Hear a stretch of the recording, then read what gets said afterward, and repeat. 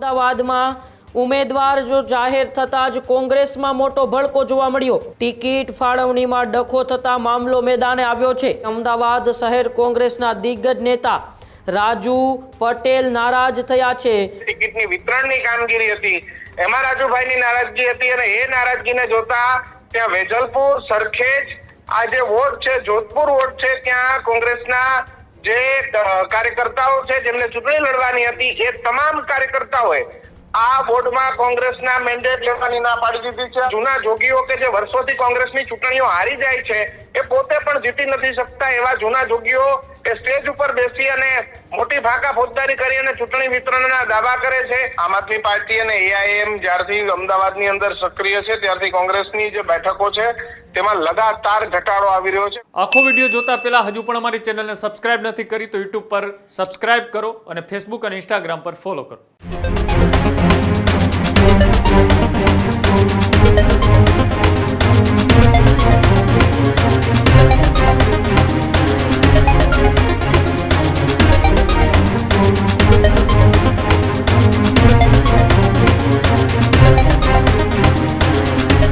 સ્થાનિક સ્વરાજ્યની ચૂંટણીનો હવે જે જંગ ગુજરાતની અંદર જોવા મળી રહ્યો છે તે જંગને લઈને સૌથી મોટા સમાચાર અત્યારે સામે આવી રહ્યા છે। જ્યાં અમદાવાદમાં ઉમેદવાર જો જાહેર થતા જ કોંગ્રેસમાં મોટો ભડકો જોવા મળ્યો। અમદાવાદ શહેર કોંગ્રેસના દિગ્ગજ નેતા રાજુ પટેલ મકરબા નારાજ થયા છે। ટિકિટ ફાળવણીમાં ડખો થતા મામલો મેદાને આવ્યો છે। રાજુ પટેલના સમર્થનમાં અન્ય વોર્ડના ઉમેદવારો પણ અત્યારે આવ્યા છે। સરખેજ, જોધપુર, વેજલપુરના ઉમેદવારોએ મેન્ડેટ નથી સ્વીકાર્યા। ડેમેજ કંટ્રોલ ના થયું તો કોંગ્રેસની મુશ્કેલી અમદાવાદની અંદર અત્યારે વધી શકે છે। ત્યારે સ્થાનિક સ્વરાજ્યની ચૂંટણી પહેલા સૌથી મોટા સમાચાર અમદાવાદને લઈને ગઈકાલે એ મોડી રાત્રે ભારતીય જનતા પાર્ટીએ પોતાના એ ઉમેદવારો જાહેર કર્યા અને ત્યારબાદ આજે વહેલી સવારે કોંગ્રેસના ઉમેદવારો જાહેર થતા જ એ હવે એક બાદ એક નેતાઓ છે તેમની નારાજગી પણ સ્પષ્ટપણે જોવા મળી રહી છે।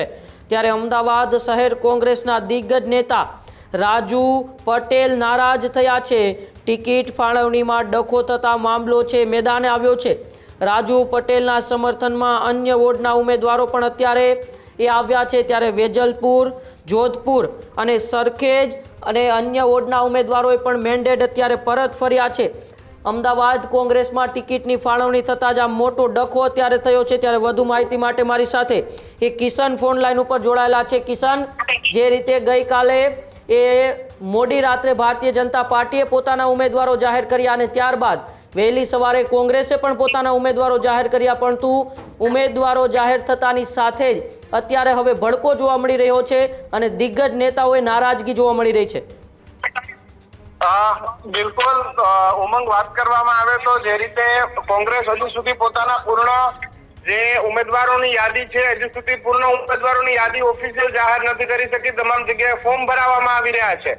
એવામાં જે અમદાવાદમાં જે કહી શકાય કોંગ્રેસની મહત્વની વોટ બેંક એવો સરખેજ અને વેજલપુર, ત્યાંના જે આગેવાન છે રાજુભાઈ પટેલ, રાજુ મકરભાઈ, એમની ક્યાંક નારાજગી દેખાઈ રહી છે। જે ટિકિટની વિતરણની કામગીરી હતી એમાં રાજુભાઈની નારાજગી હતી અને એ નારાજગીને જોતા ત્યાં વેજલપુર, સરખેજ, આ જે વોર્ડ છે જોધપુર વોર્ડ છે ત્યાં કોંગ્રેસના જે કાર્યકર્તાઓ છે જેમને ચૂંટણી લડવાની હતી એ તમામ કાર્યકર્તાઓએ આ બોર્ડમાં કોંગ્રેસના મેન્ડેટ લેવાની ના પાડી દીધી છે। આ સૌથી મોટા સમાચાર આજે છેલ્લો દિવસ છે કોંગ્રેસની અમદાવાદ શહેરની અંદર 3 જેટલા વોર્ડ છે જેમાં ઉમેદવાર નથી કોંગ્રેસના મેન્ડેટ પર ફોર્મ ભરતા, તો આ તમામ જગ્યાએ ભારતીય જનતા પાર્ટી ક્યાંક ને ક્યાંક સીધી રીતે બિનહરીફ પણ જીતીને આવે તેવી પૂર્ણ શક્યતાઓ હાલ દેખાઈ રહી છે। સરખેજ, જોધપુર અને વેજલપુરના જે ઉમેદવારો છે તેમને મેન્ડેટ નથી સ્વીકાર્યા અને ડેમેજ કંટ્રોલ ના થયું તો કોંગ્રેસની જે મુશ્કેલી છે એ મુશ્કેલીની અંદર વધારો થશે। કારણ કે જે સીટોની વહેંચણી છે એમાં હજુ પણ જૂના જોગીઓ કે જે વર્ષોથી કોંગ્રેસની ચૂંટણીઓ હારી જાય છે એ પોતે પણ જીતી નથી શકતા એવા જૂના જોગીઓ એ સ્ટેજ ઉપર બેસી અને મોટી ભાકા ફોજદારી કરી અને ચૂંટણી વિતરણના દાવા કરે છે। એવામાં જ્યાં કોંગ્રેસ જીતી શકે છે એવી જગ્યાએ મોટા પ્રમાણમાં જે નેતાઓ છે તેમને પોતાની જે ચૂંટણી જે સીટો છે તેના માટેનું લોબિંગ કર્યું છે। આવી પરિસ્થિતિમાં કોંગ્રેસમાં વેજલપુર, સરખેજ અને જોધપુર વોર્ડ કે જ્યાં કોંગ્રેસના ઉમેદવારોએ હાલ મેન્ડેટ નહીં સ્વીકારી અને કોંગ્રેસનું મેન્ડેટ નહીં ભરવાની જે ચીમકી છે એ પ્રદેશ કોંગ્રેસને ઉચ્ચારી છે. કિશન, એક તો પહેલેથી જ કોંગ્રેસની હાલત એ ગુજરાતની અંદર ખૂબ જ એક કથળતી જોવા મળી રહી છે અને હવે એક બાદ એક જે પાયાના કાર્યકર્તાઓ છે, આવા દિગ્ગજ નેતાઓ છે, એ જો નારાજ થશે તો પછી ચૂંટણીના પરિણામોમાં તેની શું અસર દેખાશે? બિલકુલ. જો પરિણામ તો એમ પણ કે કોંગ્રેસને ખાસ એવું અમદાવાદમાં મળ્યું નથી ને મળવાનું પણ નથી. આમ આદમી પાર્ટી અને એઆઈએમ જ્યારથી અમદાવાદની અંદર સક્રિય છે ત્યારથી કોંગ્રેસની જે બેઠકો છે તેમાં લગાતાર ઘટાડો આવી રહ્યો છે. કોંગ્રેસ કોઈ ખાસ બેઠકો પણ અમદાવાદની અંદર જીતવામાં સફળ રહેતી નથી. એક મજબૂત વિપક્ષ પણ કોંગ્રેસ બનાવી નથી શકતી. એવામાં જે જૂના જોગીઓ છે કે જેને હજી ક્યાંય પોતાનો મેળ નથી પડતો, પણ પોતાના જે પાદિયાઓ છે એમને હાંચવવા માટે થઈ અને જૂના જોગીઓ ડંફાસો મારે છે, ગમે એમ કરી અને પ્રદેશ કોંગ્રેસને બાનમાં લેવાનો પ્રયત્ન કરે છે, ત્યારે જે સનિષ્ઠ કાર્યકર્તાઓ છે કે જે વર્ષોથી કોંગ્રેસ માટેની લડત લડે છે, કાર્યકર્તાઓ પણ ક્યાંક કોંગ્રેસથી નારાજ જોવા મળી રહ્યા છે. જી બિલકુલ, આભાર કિશન અમારી સાથે જોડાવા બદલ અને માહિતી બદલ.